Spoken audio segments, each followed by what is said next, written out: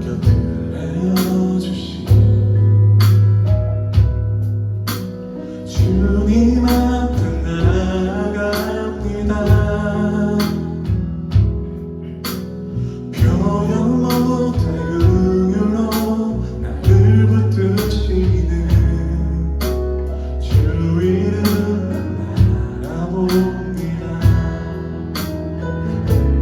매일 마주와 슬픔을 견뎌나가며 주 예수의 마음을 닮아가네. 두려운 걸음마다 주가 동행하니 주 의지하며 오늘을 걷네. 주의 신실한 소망을 깊이 담으며 주 예수의 풍요를 채워가네.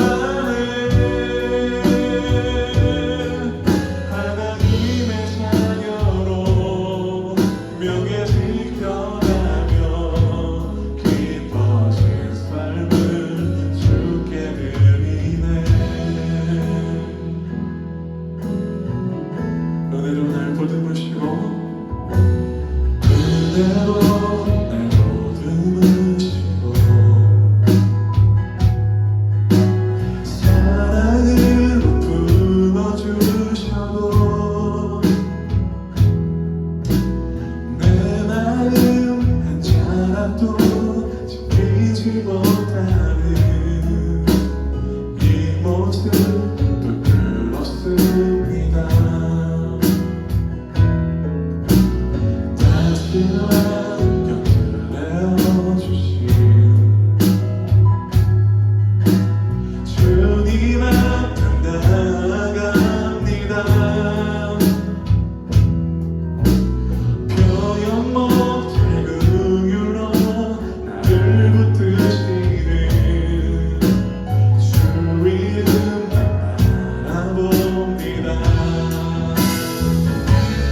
매일 마주한 슬픔을 견뎌나가며 주 예수의 마음을 닮아가네.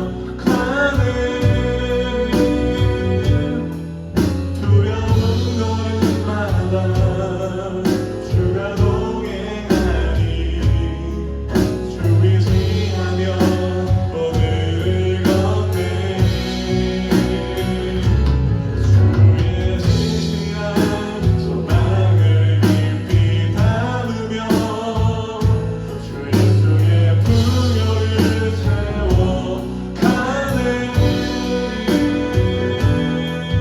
하나님의 자녀로 명예 지켜가며 기뻐진 삶을 주께 드리네. 매일 마주한 슬픔을 견뎌나가며 주 예수의 마음을 닮아가네. 두려운 걸음마다 주가 동행하니 주 의지하며 오늘을 걷네. 주의 신실한 소망을 깊이 담으며 주 예수의 풍요를 채워가네. 하나님의 자녀로 명예 지켜가며 기뻐진 삶을 주께 드리네. 기뻐진 삶을 주께 드리네. 기뻐진 삶을 주께 드리네.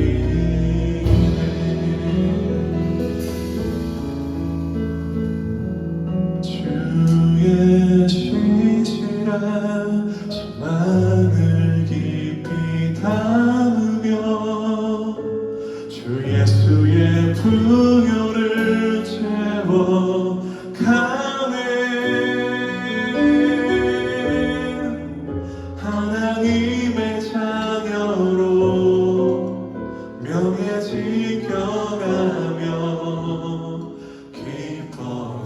삶을 주께 드리네.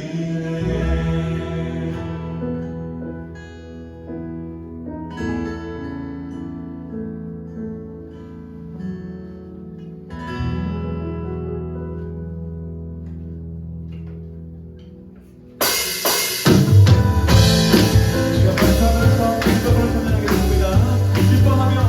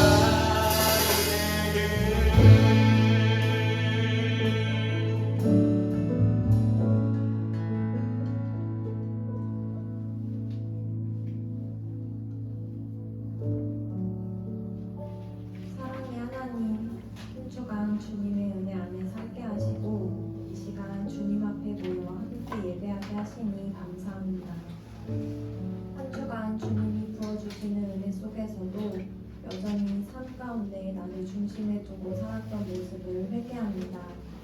이 시간 하나님을 나의 삶의 주인으로 인정하며 하나님만이 참된 평안과 안식임을 고백하기 원합니다.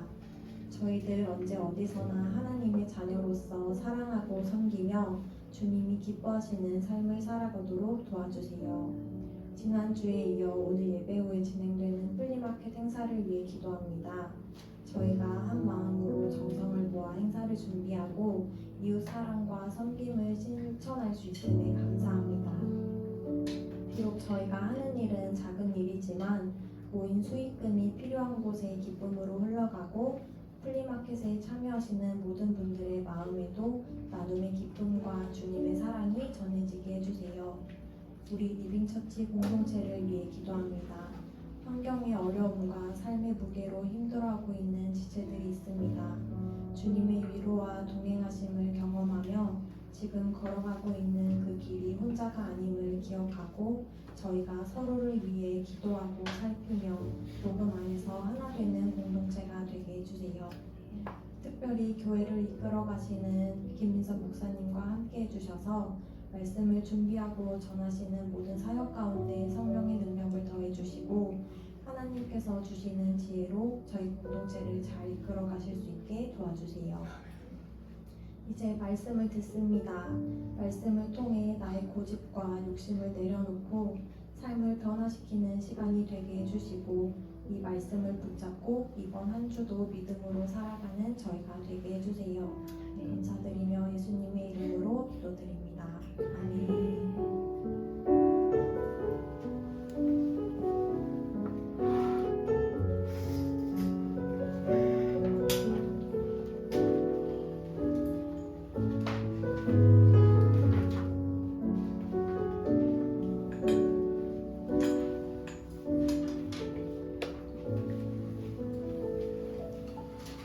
오늘 우리에게 주신 하나님 말씀을 함께 보겠습니다. 창세기 35장 1절부터 15절까지의 말씀입니다. 창세기 35장 1절부터 15절까지의 말씀을 저와 여러분들이 한 절씩 교독하고 제가 마지막 절 우리 같이 한번 15절을 읽겠습니다. 제가 먼저 읽겠습니다. 하나님이 야곱에게 이르시되 일어나 베델로 올라가서 거기 거주하며 네가 네 형 에서의 낯을 피하여 도망하던 때에 내게 나타났던 하나님께 거기서 제단을 쌓으라 하신지라. 야곱이 이에 자기 집과 사람과 자기와 함께한 모든 자에게 이르되 너희 중에 있는 이방 신상들을 버리고 자신을 정결하게 하고 너희의 의복을 바꾸어 입으라. 우리가 일어나 베델로 올라가자. 내 환난 날에 내게 응답하시며 내가 가는 길에서 나와 함께 하신 하나님께 내가 거기서 제단을 쌓으려 하노라 하매 그들이 자기 손에 있는 모든 이방 신상들과 자기 귀에 있는 귀고리들을 야곱에게 주는 자 야곱이 그것들을 세겜 근처 상수리 나무 아래에 묻고 그들이 떠났으나 하나님이 그 사면 고을들로 크게 두려워하게 하셨으므로 야곱의 아들들을 추격하는 자가 없었더라. 야곱과 그와 함께한 모든 사람이 가나안 땅 루스 곧 베델에 이르고 그가 거기서 제단을 쌓고 그곳을 엘 베델이라 불렀으니 이는 그의 형의 낯을 피할 때에 하나님이 거기서 그에게 나타나셨음이더라. 리브가의 이모 두로라가 죽음에 그를 베델 아래에 있는 상수리 나무 밑에 장사하고 그 나무 이름을 알리온마봇이라 불렀더라. 야곱이 바단 아람에서 돌아오매 하나님이 다시 야곱에게 나타나사 그에게 복을 주시고 하나님이 그에게 이르시되 내 이름이 야곱이지만은 내 이름을 다시는 야곱이라 부르지 않겠고 이스라엘이 내 이름이 되리라 하시고 그가 그의 이름을 이스라엘이라 부르시고 하나님이 그에게 이르시되 나는 전능한 하나님이라 생육하며 번성하라 한 백성과 백성들의 총회가 내게서 나오고 왕들이 네 허리에서 나오리라. 내가 아브라함과 이삭에게 준 땅을 내게 주고 내가 내 후손에게도 그 땅을 주리라 하시고 하나님이 그와 말씀하시던 곳에서 그를 떠나 올라가시는지라. 야곱이 하나님이 자기와 말씀하시던 곳에 기둥으로 돌을 세우고 그 위에 전제물을 붓고 또 그 위에 기름을 붓고 함께 읽겠습니다. 하나님이 자기와 말씀하시던 곳의 이름을 베델이라 불렀더라. 아멘. 예, 오늘은 그 창세기 시즌 4 마지막 이야기죠. 이 야곱의 내러티브, 야곱의 이야기 9번째 마지막 시간입니다. 우리가 첫 번째 들었던 이야기는 여러분 기억나세요? 야곱이 태어날 때 처음에는 이제 야곱의 아버지였던 이삭이 결혼을 했으나 20년 동안 아이를 낳지 못했어요. 그래서 기도하자 하나님께서 쌍둥이를 주셨는데 이 쌍둥이가 또 어땠나요? 싸웠어요. 그렇죠? 싸웠죠. 그래서 하나님께서 그렇게 하나님께 기도를 했더니 하나님께서 이제 그 동생이 먼저 될 것이다 이렇게 예언을 하시면서 태어났어요. 그래서 몸이 붉게 태어난 형은 이름이 에서, 그리고 형의 발꿈치를 잡은 자라고 태어나서 야곱, 발꿈치를 잡은 자, 속이는 자, 이런 뜻의 이름을 가지고 태어났죠. 어땠습니까? 이 가정은 좀 문제가 많았어요. 그렇죠. 첫 번째로 보였던 건 편애예요. 형 에서는 사냥꾼이었기 때문에 형이 잡아온 고기를 아버지 이삭은 좋아했죠. 또 야곱은 집에서 어머니의 일을 도와줬기 때문에 리브가는 야곱을 좋아했습니다. 그러니까 부모의 사랑이 골고루 이루어지지 않는 편애가 있는 가정이었고요. 또 어떻습니까? 야곱은 틈만 나면 형의 장자권을 노렸습니다. 그렇죠? 그리고 형 에서는 갔다 시장을 하니까 어때요? 굉장히 배고파요. 동생이 팥죽 한 그릇 내밀면서 형 장자권을 팔라고 하지 어때요? 그 식탐을 참지 못하고 그래 너 가져라 하면서 넘기죠. 자신의 어떤 지켜야 될 것들과 지키지 말아야 될 것, 넘보지 말아야 될 것들이 무너져버린 탐욕의 가정이었습니다. 또한 어때요? 리브가는 이 야곱이 축복을 받도록 아버지를 속이죠. 가족 안에서 사기가 일어납니다. 그래서 마치 동생인데 형인 것처럼 꾸미고 계속 거짓말을 반복하죠. 심지어 막 하나님까지 들먹이면서 하나님이 미리 준비해 주셨습니다 이런 말까지 하면서 대사기극을 펼칩니다.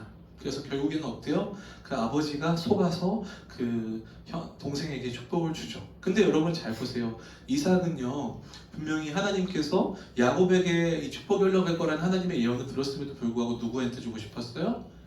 야곱이 아니라 에서였죠. 그러니까 이 가정은 결국 하나님의 뜻이 보이지 않는 그런 가정이었어요. 하나님의 뜻을 굉장히 저항하는 모습들이 일어났어요. 그래서 첫 번째 우리가 들었던 이야기는 저항이었죠. 그런데 문제는 이들이 이렇게 하나님의 뜻을 저항함에도 불구하고 어때요? 하나님이 그 뜻을 더 저항하셔서 결국 하나님이 예언한 대로 야곱에게 모든 그 축복이 흘러가고 있는 이 내러티브가 시작이 되었다는 겁니다.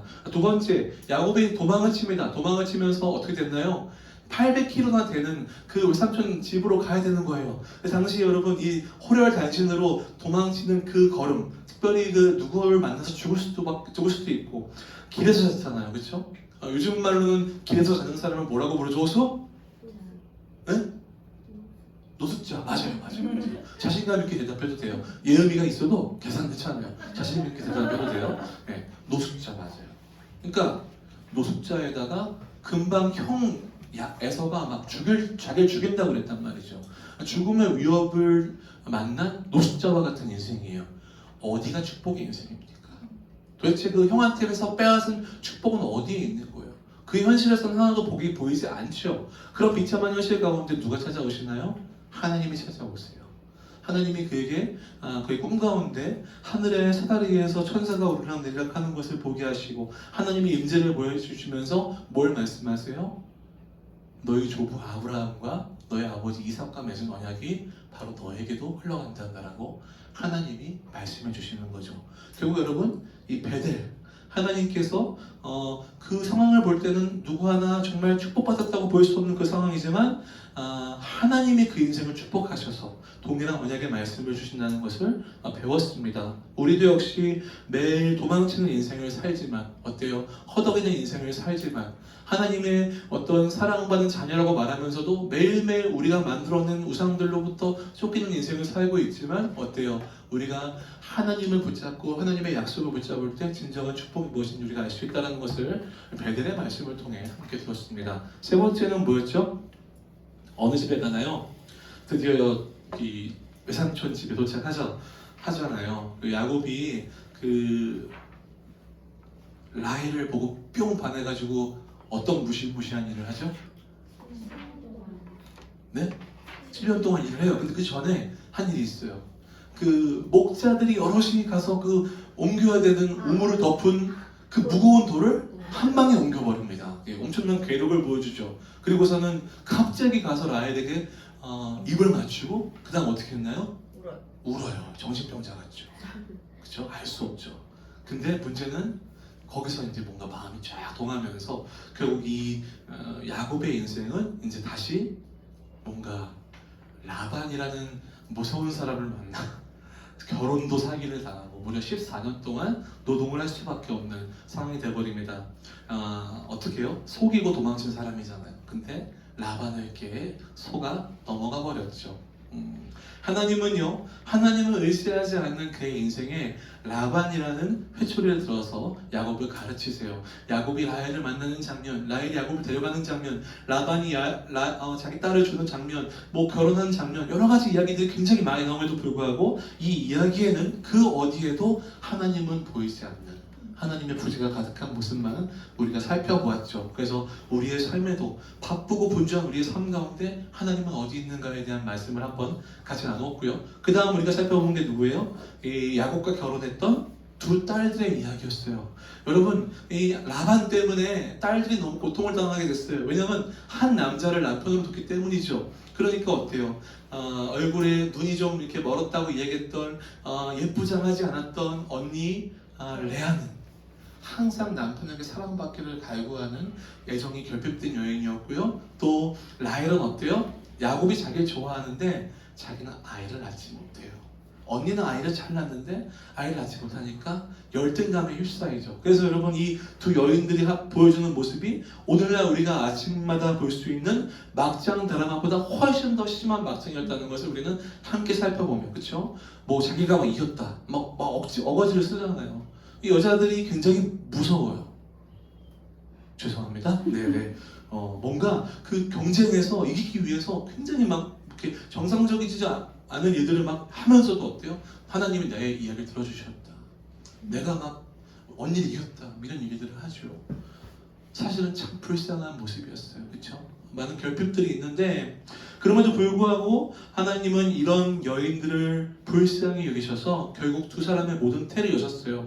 레아는 사랑받지 못한다고 말했지만 많은 야곱의 아이들을 낳았고요. 또 라헬 역시 결국에 하나님께서 태를 여셔서 하나님이 정말 야곱이 정말 사랑했던 아들인 요셉을 낳잖아요. 그렇죠? 그리고 요셉은 나중에 훗날 이제 이 백성들이 죽음 가운데 놓였을 때 먼저 고난을 당하고 많은 사람들을 구원으로 이끄는 애굽의 총리가 되면서 이 땅에 오신 메시아의 모습을 예표하는 멋진 삶을 살게 됩니다. 그리고 또 어땠어요? 사랑받지 못한 여인이었다고 여겼던 레아의 그 자녀인 유다를 통해서 먼 훗날 예수 그리스도가 오시잖아요. 그러니까 정말 이 복이 흘러간 거죠. 하나님께서는 그 결핍이 가득했던 가정 가운데 하나님의 복을 채워주셨다는 얘기예요. 우리가 이 얘기 들으면서 어때요? 레아와 라헬의 모습에서 우리의 모습을 한번 발견해 봤죠. 우리 역시 많은 결핍을 갖고 있는데 그 결핍은 결국 우리 안에 우상을 만들어내고, 그 우상은 결국 뭐예요? 우리가 뭐 신상 만들어서 전하는 게 아니라 하나님을 제껴놓고 내가 이렇게 되지 않으면 난 행복할 수 없어라는 많은 조건들 가운데 괴로워하면서 쫓겨가면서 그것만을 얻으려고 막 그런 어떤 욕망과 그런 야망으로 막 채워진 삶을 우리가 우상을 숭배하는 삶이라고 얘기했잖아요. 그래서 여러분, 하나님만이 우리의 유일한 만족이다라는 것을 함께 나눴습니다. 자, 그리고 또 어디까지 가죠? 넘어가면은 이제 이 라반이 어때요? 야곱이 독립을 하려고 하니까 안 보내줍니다. 그러면서 계속 그를 붙들어 놓으려고 하죠. 그러니까 또 야곱은 어때요? 그러면 머리를 써가지고 제가 이렇게 좀 얼룩진 것들은 데리고 나가겠습니다. 뭐 이런 식으로 하면서 둘의 줄다리기가 시작이 됩니다. 그러니까 서로 어떤 그런 줄다리기 속에서 어떤 일이 일어나나요? 결국 야곱이 묘한 행동들을 하죠. 막 물가에다가 뭐 이렇게 이상한 나무 놔두고, 여러분 그거 과학적으로 증명이 된 일이라고 했나요? 아니요. 전혀 이해할 수 없는 행동이에요. 그렇죠? 그럼 야곱은 지금 뭘 하고 있는 거예요? 굉장히 미심쩍이고 주술적인 행위를 하고 있는 거죠. 하나님의 어떤 역사와는 아무런 관계없이 자신의 머리와 깨로 자신의 재산을 증식해서 나는 라반의 뒤통수를 치고 나오겠다는 생각을 했던 것입니다. 그런데 여러분, 결국 그 야곱의 몫을 챙겨주신 분은 누구예요? 하나님이셨어요. 하나님이 라반에게서 야곱이 돌아갈 수 있도록 길을 열어주셨죠. 라반에게 나타나셔서 야곱을 보내주라 말씀하셨어요. 그렇게 해서 나옵니다. 나오죠. 그런데 어때요? 여러분, 라헬이 그때 또 뭘 챙겨 나오나요? 자기 아버지 라반이 열심히 섬겼던 드라빔, 우상을 하나 갖고 나와 숨겨서 갖고 나오죠. 그러니까 정말 여기 있는 많은 사람들이 하나님의 어떤 역사 안에서 살고 있지만 어때요? 자신들이 살고 있는 어떤 중요한 것들의 고집을 놓지 않아요. 라반은 내 자산을 주시기 위해서 절대 야곱을 보내주지 않겠다. 야곱은 어때요? 내 머리와 깨로 인해서 나는 살아남겠다. 라헬은 어떻죠? 아버지 걸 챙겨서 나는 나가서 행복할 수 있겠다. 그런데 여러분 아시겠지만 여러분도 여기 고집이 정말 세신데도 불구하고 진짜 고집이 센 분은 누구죠? 하나님이에요. 하나님의 고집은 이길 수가 없습니다. 하나님의 가장 강력한 고집은 어디서 나타나죠? 예수 그리스도의 십자가에서 나타납니다. 우리를 살리시기 위해서 그 아들이 비참하게 죽으시는 그 모습까지도 하나님은 참아내시며 우리를 살리신 분이에요. 여러분, 그러니까 상황 핑계대고 좀 나아지면 괜찮게 하겠습니다라는 것 고집 부릴 것이 아니라 하나님의 고집을 이길 자가 없다는 걸 빨리 인정하고 우리 하나님 편에서는 거룩한 고집을 부리는 사람이 되자라고 함께 나눴습니다. 그리고 이제 또 다시 나왔던 게 뭐죠? 결국에는 직면이었어요. 그래서 야곱이 이제 야복강 강가에서 하나님의 사자와 씨름을 하는 장면이 등장하잖아요. 여러분, 이 강가에 있을 때 이 야곱이 어떤 상황이었죠? 다른 사람들 다 먼저 강 건너 보내고 혼자 남아 있었어요. 왜요? 형 에서가 400명 데리고 오고 있다는 거죠. 나는 죽었구나. 큰일 났다. 더 이상은 자신의 꾀와 고집으로는 이 상황을 벗어날 수 없는, 그리고 자신이 제일 두려워했던 그 지금 상황이 눈앞에 펼쳐진 겁니다. 그걸 건너가지 못하는 거죠. 그 상황에서 하나님의 사자가 야곱을 덮칩니다. 그리고 밤새 씨름을 하죠. 그리고 결국 야곱은 어떻게 됐어요? 졌습니다. 하나님의 사자가 야곱의 골반뼈를 치면서 결국 야곱은 다리를 저는 사람이 되어버렸죠. 그런데 여러분, 어떤 일이 일어났나요? 야곱이 졌음에도 불구하고 하나님의 사자가 야곱에게 뭐라고 얘기했냐면은 이스라엘이라 얘기해요. 이스라엘은 무슨 뜻이죠? 하나님과 겨루어 이긴 자라는 뜻이에요. 잘 보세요. 하나님에게 졌어요. 근데 하나님이 뭐라고 얘기해요? 이겼다고 얘기하죠. 그래서 하나님의 입장에 진정한 승리는 뭐예요? 우리가 하나님께 지는 겁니다. 우리가 하나님께 완벽하게 항복하고 질 때 그것이 우리의 진정한 승리라는 거죠. 여러분, 그래서 이 하나님을 만난 야곱은 결국 하나님을 통해 자신의 진짜 승리를 얻고 하나님 앞에 나아가고, 그리고 결국엔 예수 앞에 나아갈 수 있는 직면을 할 수 있었던 것이죠. 그래서 결국 어떤 상황이 생기나요? 야곱이 이제 드디어 자신을 가두고 있었던 평생 죄책감, 형의 축복을 빼앗아갔던 그 도망자라는 사실 앞에 이제 진짜 직면하는 거예요. 그리고 에서 앞에 나아갑니다. 옛날에는 자기 식구들을 먼저 앞에다 보내고서 갔는데 이제 어떻게 하는 거예요? 자기가 먼저 걸어가죠. 그리고 형 앞에서 쩔뚝거리는 다리로 7번 절을 하며 자신이 형보다 앞선 장자의 축복 가질 수 있는 자가 아니라 자기는 형 앞에 아무것도 아닌 존재라는 사실을 인정하며 그렇게 절을 하자 이 에서가 어떻게 해요? 야곱을 끌어안아주면서 두 사람이 가지고 있던 분노의 감옥, 한 명은 죄책감 감옥에서 넘어가는, 그래서 결국엔 여러분, 우리 삶에도 우리도 감옥에 갇혀있는 순간들이 많지만 우리 예수 그리스도가 우리의 감옥을 깨신 분이다라는 사실을 함께 나눴고요. 됐습니다. 마지막 다 왔어요. 이제 힘들죠 여러분? 예. 지난주에 우리가 어떤 일이 있었냐면은 야곱의 딸인 디나가 세겜의 추장한테 강간을 당하는 사건이 있었습니다. 이 사건이 일어났을 때 보통 딸을 가진 아버지라면 어떻게 움직여야 돼요? 이성을 잃어버리는 게 정상이겠죠. 그런데 야곱은요, 아들들이 밖에 나가기 때문에 돌아올 때까지 기다립니다. 그리고 세겜의 추장과 그 아버지가 와서 뭐라고 했냐면은 내 아들이 디나를 사랑하니까 결혼을 시킵시다 이렇게 얘기를 해요. 근데 어떠한 사과도 없어요. 그리고 심지어 이들의 계획 안에 뭐가 있었어요? 이렇게 그들과 함께 결혼을 시키고 언약을 맺어서 결국 그들의 재산을 우리가 함께 소유하자. 뭐 이런 야망까지 가지고 있었습니다. 그리고 어때요? 야곱의 아들들이 와서 이야기를 듣고 분노하죠. 그런데 어떻게 얘기합니까? 그러면 좋다. 우리가 결혼하는 당신 대신 우리와 결혼을 하려면은 할례를 받아야 된다. 우리는 할례 받지 않은 족속과 결혼시킬 수 없다라고 해서 할례를 이야기하죠. 할례는 뭐예요? 하나님의 백성들이 하나님의 백성이라는 사실을 믿음으로 고백하며 받는 것이 할례잖아요. 근데 그걸 지금 뭘로 만드냐면은 복수의 도구로 한 민족을 말살할 죽음의 덫으로 만들어서 사용했죠. 그래서 결국에는 야곱의 아들들 중 두 사람이 거기 가서 그 모든 남자를 다 죽입니다. 무서운 일이 일어나죠. 돌아와서 어때요? 야곱이 난리가 납니다. 그런 일을 벌이면 어떡하냐? 이제 우린 큰일 났다. 이들이 다 우리를 죽이면 어떡하냐? 그 상황에서 아버지가 딸에게 어떻게 해야 되는지 또 아들들이 어떻게 해야 되는지 상관없어요. 지금 자신의 아니만 걱정하는 야곱을 만나게 되고요. 또 그 오빠들은 뭐라고 얘기하는지 오빠들은 그러면 저들이 우리 동생을 우리의 누이를 창녀같이 대하는 것이 옳습니까? 하면서 각자 자기가 생각하는 기준과 정의가 옳다고 하면서 괜히 분노하는 모습들을 보았어요.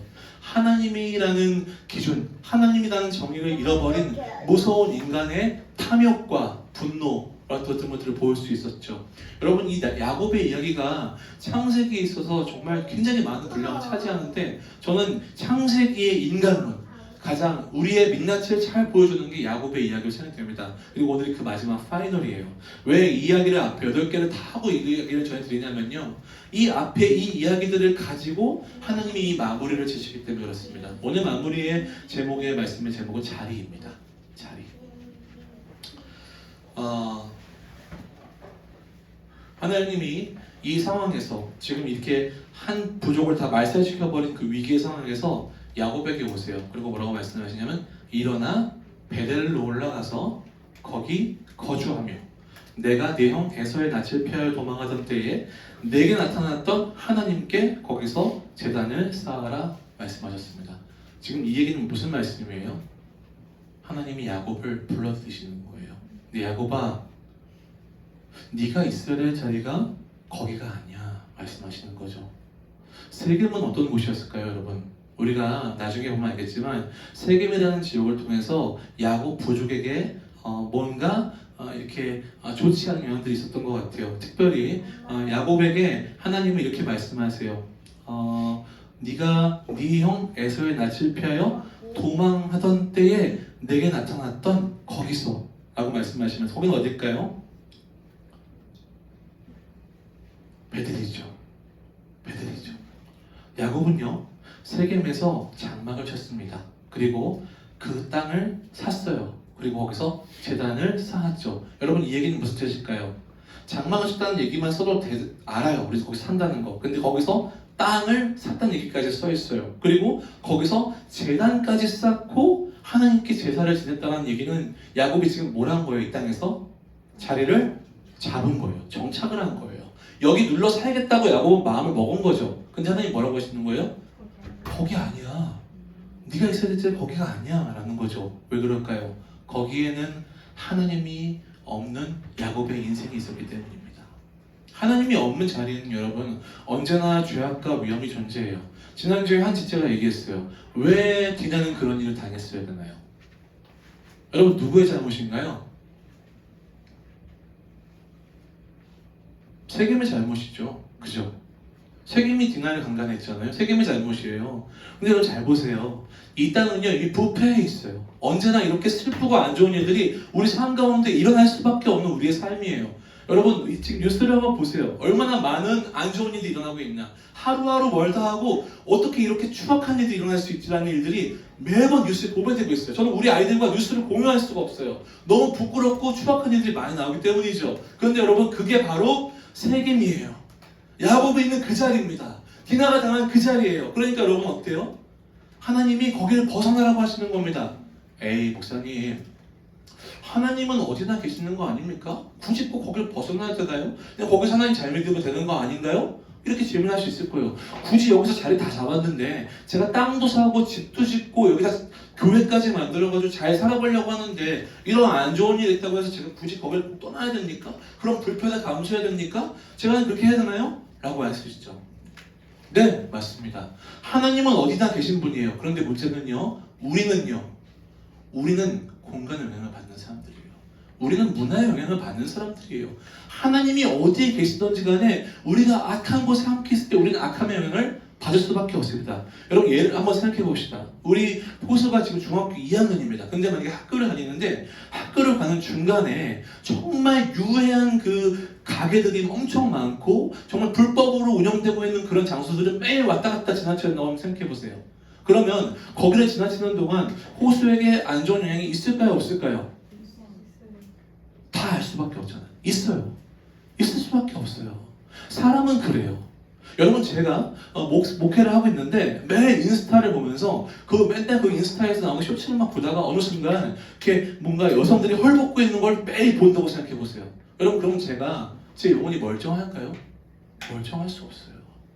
우리가 어떤 상황에 놓여있든 어떤 문화에 놓여있든 어떤 공간에 놓여있든 여러분 우리는 그 악한 영향을 받을 수밖에 없다니까요. 여러분이 처한 환경이 여러분 하나님과 거리가 있는 수밖에 없는 상황이 여러분을 놓아두고서 여러분이 건강하게 한 주를 잘 살 수 있다고 여러분 자신하시면 절대 안 됩니다. 100% 그건 망가질 수밖에 없는 길이에요. 엄마 나도 오겠어.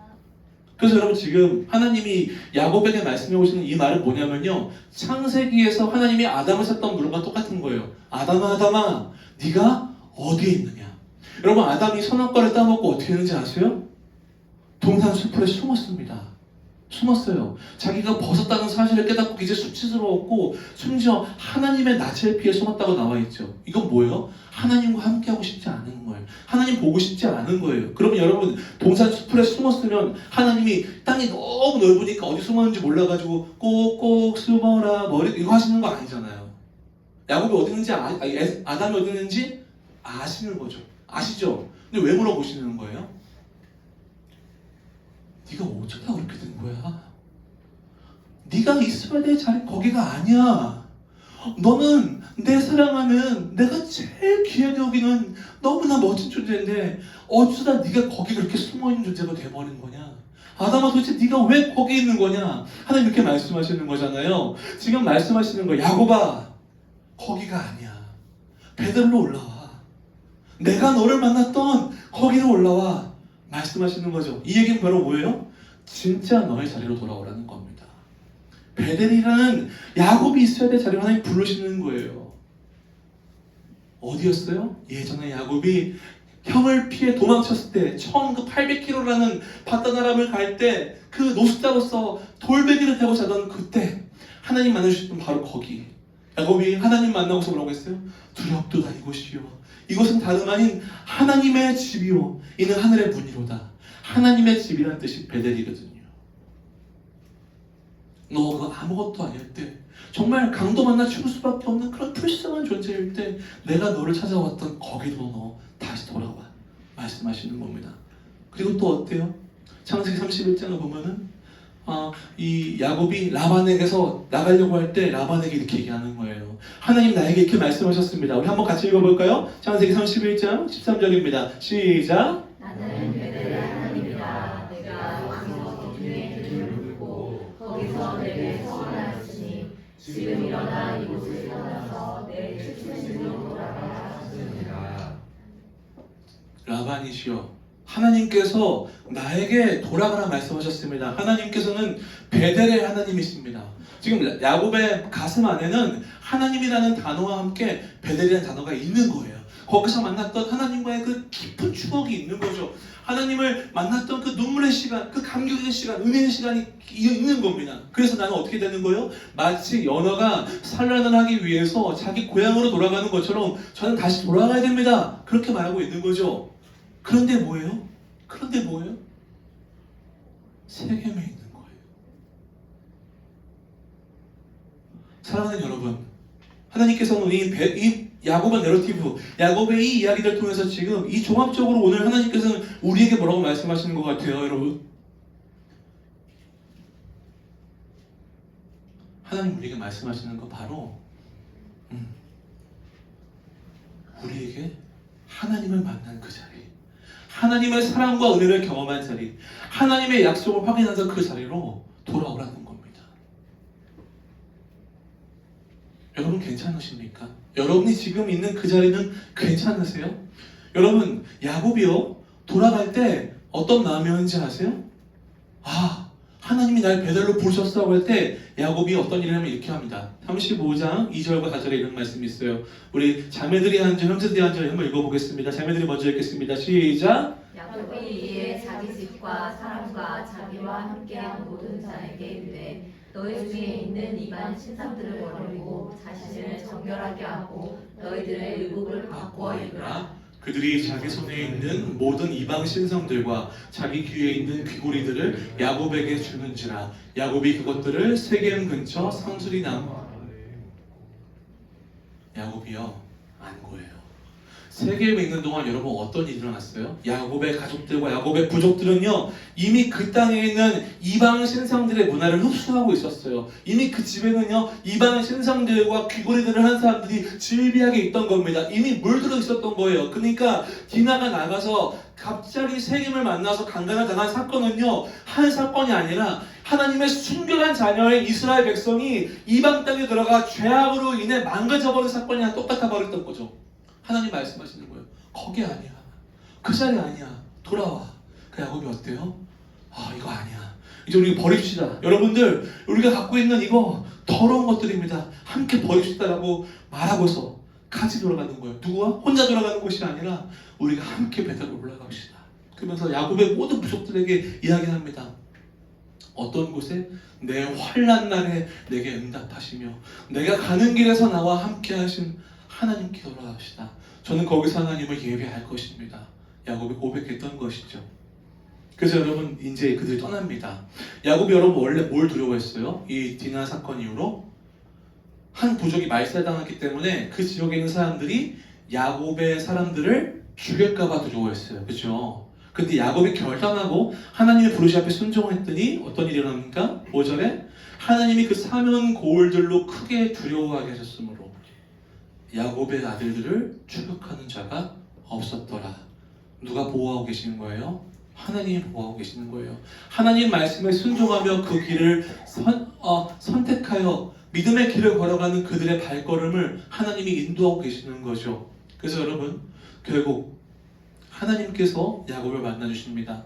야곱과 그와 함께한 모든 사람이 가나안 땅 루스 곧 베델에 이르고 그가 거기서 제단을 쌓고 그곳을 엘 베델, 이거 무슨 뜻이냐면은 하나님이 계시는 하나님의 집이다 라고 얘기했던 거죠.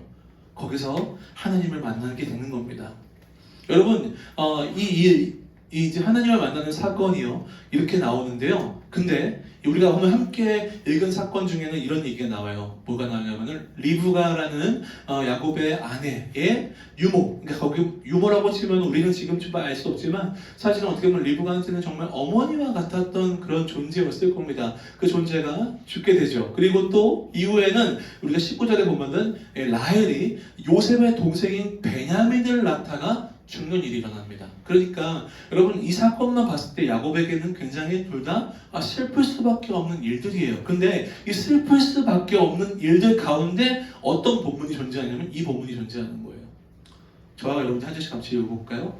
제가 먼저 읽겠습니다. 야곱이 밭 떠나가면서 돌아오매 하나님이 다시 야곱에게 나타나사 그에게 복을 주시고 하나님이 그에게 이르시되 내 이름이 야곱이지만은 내 이름을 다시는 야곱이라 부르지 않겠고 이스라엘이 내 이름이 되리라 하시고 그가 내 이름을 이스라엘이라 부르시고 11절 하나님이 그에게 이르시되 나는 전능한 하나님이라 생육하며 번성하라. 누구한테 하신 말씀이죠? 처음에 아담에게 하신 말씀을 지금 누구한테 하시는 거예요? 야곱에게 하고 계시는 거예요. 생육하고 번성하라. 한 백성과 백성들의 총회가 내게서 나오고 왕들이 네 허리에서 나오리라. 아브라함과 이삭을 주신 땅을 내게 주시고 내가 내 후손에게도 그 땅을 주리라 하시고 마지막으로 하나님이 그한 말씀하시는 곳에서 그를 떠나 올라가시는 자 여러분 지금 아담에게 주셨던 어마어마한 그 명령을 지금 누가 이어받고 있어요? 야곱이라는 참 미련하고 자기만 믿고 꾀만 부리고 믿음이 없어 보이는 이 사람이 지금 그 놀라운 언약의 수여자가 됐습니다. 여러분 그리고 또 놀라운 사실 하나님이 여기다 뭘 언급하시냐면요 잘 보세요. 총회, 백성, 땅, 왕 나오고 있어요. 뭐가 떠오르시나요? 백성, 땅, 왕. 그래요. 백성, 국민, 영토, 주권, 나라를 약속하는 거예요. 하나님의 나라를 세울 것이다. 내 허리에서 하나님의 나라가 세워지는 일들이 일어날 것이다 라고 말씀하시는 겁니다. 여러분 잘 생각해 보세요. 우리가 아까 나눴던 8가지의 이야기들을 통해서 야곱이 지금 이런 언약을 수여받을 만한 그런 믿음의 사람이었나 여러분 한번 보십시오. 지금 야곱이 했던 행동은 뭐예요? 마지막에 하나님 부르시자 섬기던 이방 신상들을 다 정리하고 그냥 하나님 앞으로 돌아가서 엎드린 거였어요. 그게 다인 거예요. 그런데 그런 하나님이 택한 그 연약한 야곱을 통해서 이 어마어마한 일들이 이어진다는 것입니다. 그래서 야곱은 어떻게 해요? 하나님 앞에서 결국 다시 거기다 기름을 붓고 하나님이 자기가 말씀하시던 곳의 이름을 다시 베델이라, 그 원래 지역 이름은 루스죠. 루스라 부르지 않고 하나님이 나와 함께 계시는 하나님의 집입니다 라고 고백했던 것입니다. 여러분 오늘 말씀을 통해서 하나님 우리에게 다시 한번 말씀하시는 거예요. 여러분은 어디에 계십니까? 여러분이 지금 서 있는 여러분의 그곳은 세겜입니까? 베델입니까? 하나님은요 우리의 모든 삶을 원하세요. 이 말은 무슨 뜻이냐면은 제가 오늘 하나님 믿는데요. 집에서 온라인으로 예배 드리면 되죠. 제가 그냥 또 시간 될 때 예배 드리면 되죠. 아니요. 하나님은요 첫 번째를 원하세요. 그리고 하나님은 첫 번째와 더불어 우리의 모든 삶을 원하세요. 왜냐고요? 하나님은 우리에게 모든 것을 주셨기 때문입니다. 그래서 하나님은 우리에게 그것을 요구하실 수 있는 거예요. 그래서 여러분 하나님은 오늘 이 베델의 이야기를 통해서 우리가 머물러 있는 세겜에서 떠나 하나님 앞으로 우리를 초대하고 계십니다. 그때 여러분 이 말씀을 통해서 우리는 나만의 세겜을 고민해 봐야 돼요. 내가 머물고 있는 이 자리, 내가 안주하려고 했던 이 자리, 내가 편리하려고 했던 이 자리, 죄악 가득한 것에 노출되어 있는 지금 나의 상황이 정말 내가 계속 머물러 있어도 되는 상황인지 여러분 우리는 잘 살펴보아야 됩니다. 여러분의 세겜이 여러분을 잡아먹지 않도록, 여러분의 디나 같은 사건이 여러분 삶 가운데 일어나지 않도록 여러분 우리는요 우리의 세겜에 서 있는지를 잘 살펴봐야 돼요. 그리고 세겜을 떠나야 됩니다. 그리고 두 번째는 어떻게 해야 돼요? 야곱이 했던 것처럼 우리의 우상을 버려야 됩니다. 여러분, 여러분의 우상은 몇 가지이십니까? 우상은 별거 아니에요. 여러분, 내가 이렇게 되면 행복할 것 같아, 내가 이것만 되면 진짜 좋을 것 같아, 그게 바로 우상입니다.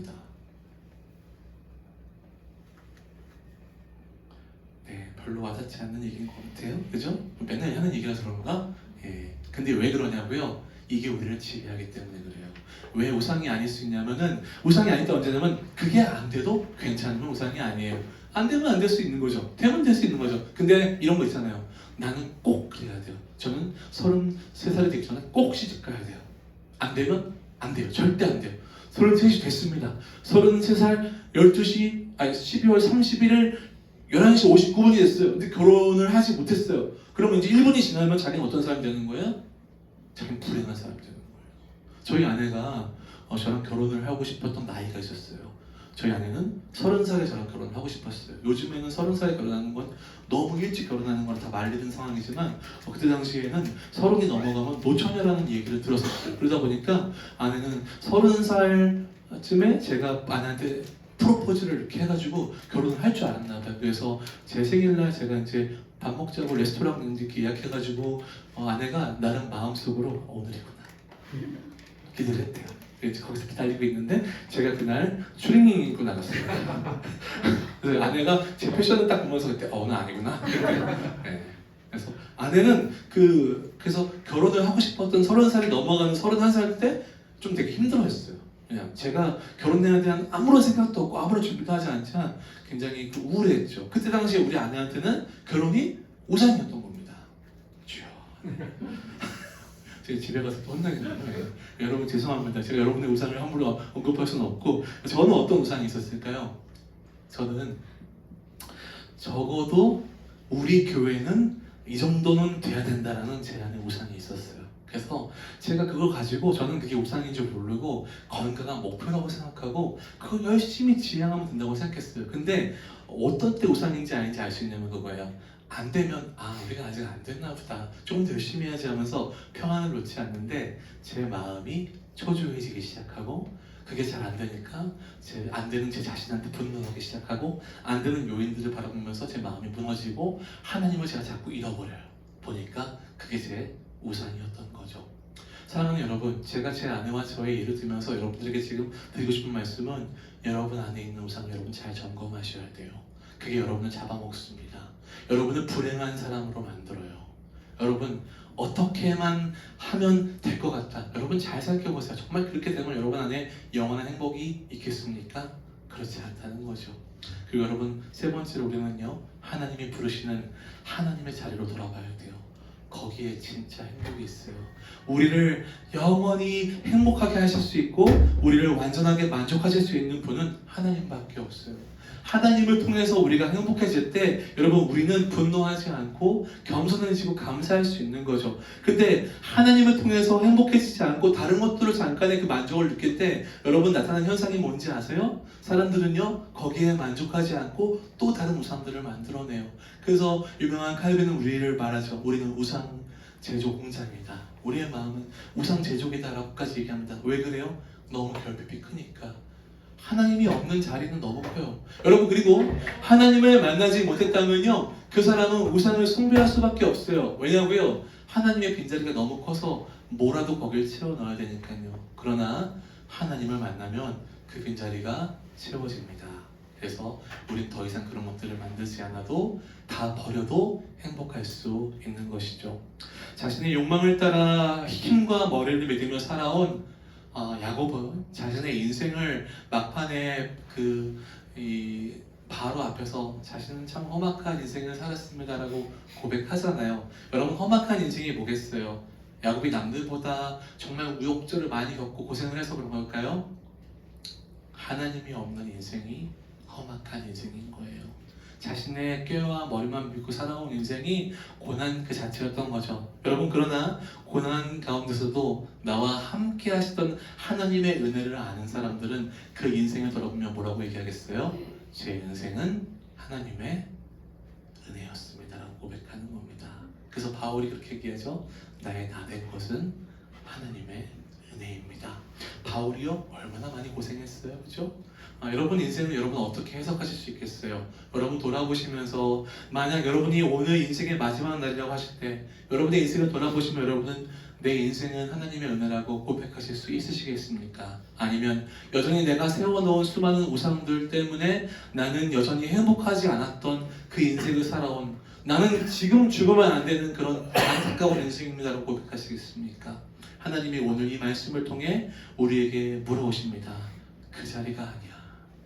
세겜을 떠나라. 그리고 내가 너를 부른 그 자리, 내가 너를 만났던 그 자리, 내가 너를 찾아왔던 그 자리, 내가 지금 너를 만나고 싶어하는 그 자리로 돌아와야 된다 말씀하시는 거죠. 이 말씀을 기억하며 나의 베델로 나를 부르시는 하나님, 그 뻗친 손을 접지 않으시고 계속 우리 향해 있으시는 그 하나님을 기억하시면서 매일매일 나의 책임을 던져버리고 베델로 향하시는 저 여러분들의 발걸음 되시기를 예수님의 이름으로 축복합니다.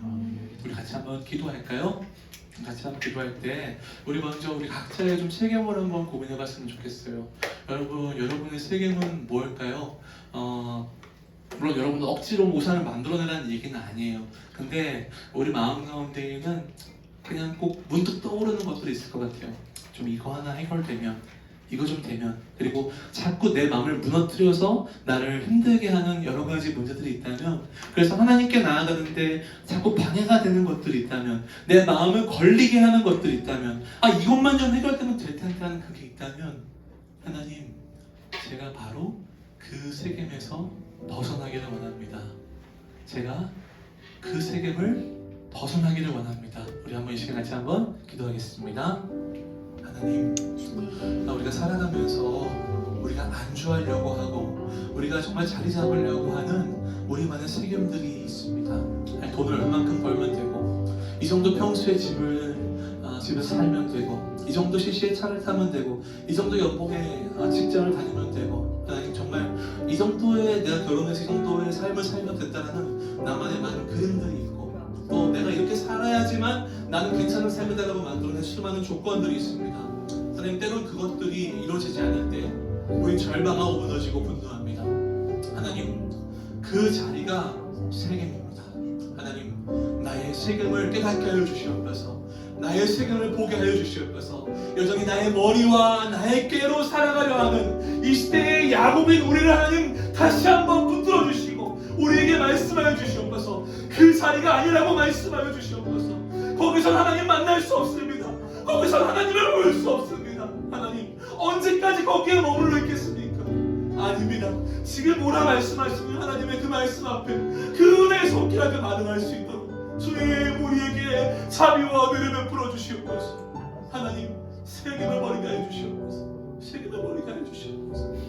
한 가지 더 기도할 것은, 하나님은 오늘도 사랑하는 베델로 바로 이 교회로 여러분들을 모이게 하셨어요. 그리고 하나님은 교회를 통해 우리를 만나기 원하시고 우리에게 복 주기를 원하시고 우리를 회복시키기를 원하세요. 여러분, 이 자리에 나왔다는 그 사실, 그럼 지금 이 자리에서 하나님을 예배하고 있다는 사실, 이 생명의 말씀이 지금 여러분의 심령 가운데 지금 들어가고 있다는 사실은 축복입니다. 은혜입니다. 여러분, 이 자리에 나왔다면 이제 하나님을 통해 우리의 심령이 새롭게 되기를 원합니다. 하나님, 우리를 온전케 하여 주시옵소서. 우리를 새롭게 하여 주시옵소서. 새 힘과 새 은혜를 부어 주시옵소서. 하나님을 만났던 그 감격과 하나님을 만나 기뻤던 그 감격이 내 안에서 하나님 왜 아직도 하나님 잘하지 않냐고, 하나님 그 불이 꺼진 것만 같습니다. 하나님 그 첫사랑이 회복되기를 원합니다. 우리 마음과 다시 한번 그 믿음의 불꽃을 켜게 하여 주시옵소서. 함께 기도하겠습니다. 하나님, 간절히 기도합니다. 하나님, 이제 다시 한번 우리를 베델로 부르시고 하나님 앞에 나와싸우니 이 시간 다시 한번 우리의 심령이 하나님 앞에 새로워지기를 원합니다. 하나님을 만났던 그 자리, 하나님 앞에 항복했던 그 자리, 하나님을 사랑하시고 고백했던 자리, 찬양했던 그 자리, 그 사랑이 다시 한번 우리 안에 살아날 수 있도록 하나님 우리 마음 가운데 역사해 주시옵소서. 하나님 때문에 너무 좋았던 때가 있습니다. 하나님께 기도하며 하나님께 예배하며 하나님 찬양하며 너무 감사했던 시간도 있습니다. 그런데 어느 날 먹고 살아가며 내 마음이 무너져 버렸습니다. 아무런 감동도 없고 은혜도 없고 습관적으로 아버지 주 앞에 나오는지 모르겠습니다. 나는 그냥 크리스찬으로 태어났기 때문에, 나는 그냥 아버지 모태신앙이기 때문에 하는 신앙생활을 했다면, 이제 하나님 앞에 나온 이 심령들 주님 앞에 나오게 하시고 주님 앞에 베델을 서게 하여 주시옵소서. 하나님을 만나게 하여 주시옵소서. 야곱처럼 아무런 자격이 없는 우리의 삶도 하나님 받아주시는 줄 믿습니다. 그 위대한 사명을 주님 야곱에게 주셨던 것처럼 하나님 우리를 만나주시고 우리에게도 하나님의 놀라운 특합이 전하여 주셔서 주의 교회로 오신 모이게 하셨사오니 하나님 나라를 이 땅 가운데 경험하며 주의 복음을 선포하는 아버지 이 땅에 온도체 살 수 있도록 주님 우리를 사용해 주시고 축복하여 주시옵소서. 하나님 감사합니다. 오늘 말씀을 통하여서 우리는 9번의 시간을 통하여 야곱을 만났습니다. 하나님, 야곱을 보면서 참 한심하다 여겼는데 야곱의 얼굴에서 내가 보였습니다. 여전히 하나님보다 나를 더 신뢰하고